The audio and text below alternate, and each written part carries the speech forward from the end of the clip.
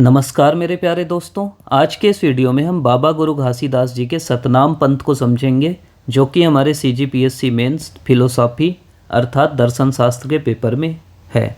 मेरा नाम राजन तिवारी है। बाबा घासीदास जी का जन्म 18 दिसंबर 1756 में गिरौदपुरी ग्राम, जो कि बलौदा बाजार जिले में है, वहाँ हुआ था। उन्होंने कहा कि सत्य के मार्ग पर चलना या सत्य का आचरण करना ही सतनाम है।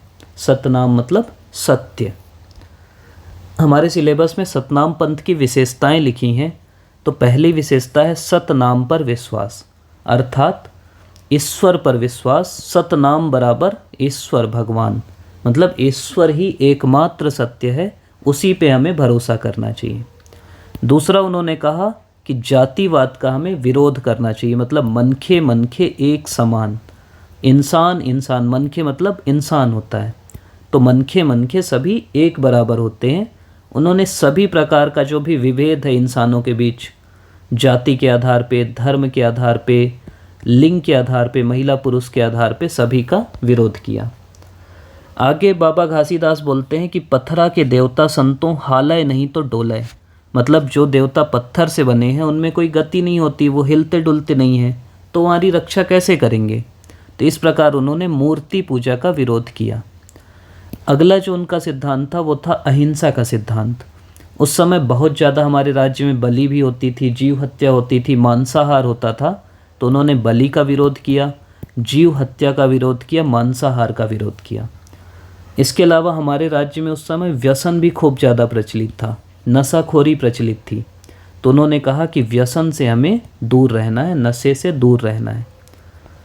उन्होंने कहा अगली बात कि जो पर स्त्री है, पर स्त्री गमन का विरोध किया उन्होंने कहा कि जो पर स्त्री है उनको हमें माता, बहिनी और बेटी मानना चाहिए, मतलब पर स्त्री को माता, बहन या बेटी मानना चाहिए। इसके अलावा उन्होंने दोपहर में खेत जोतने से मनाही की। उन्होंने कहा कि यह गाय बैलों पर अत्याचार होता है, क्योंकि दोपहर में धूप ज़्यादा होती है। तो ये उनके 7 सिद्धांत अगर हम बोलेंगे तो ये मेन सिद्धांत थे। क्या क्या थे एक बार और देख लेते हैं। पहला, सतनाम पर विश्वास, मतलब ईश्वर ही एकमात्र सत्य है।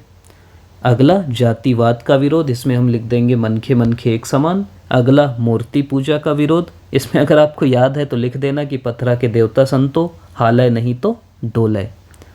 अगला, अहिंसा पे भरोसा। उन्होंने बलि का, जीव हत्या का, मांसाहार का विरोध किया। उन्होंने व्यसनों से दूर रहने की बात की। उन्होंने कहा कि मांस, मदिरा, जुआ, चोरी, असत्य सब व्यसन है, मतलब मांस मदिरा तो है ही है, जुआ भी है, चोरी भी है, और असत्य भी एक व्यसन है, मतलब झूठ बोलना हम भी बोलते हैं ना, तो वो भी एक नशा है, उससे हमें दूर रहना है।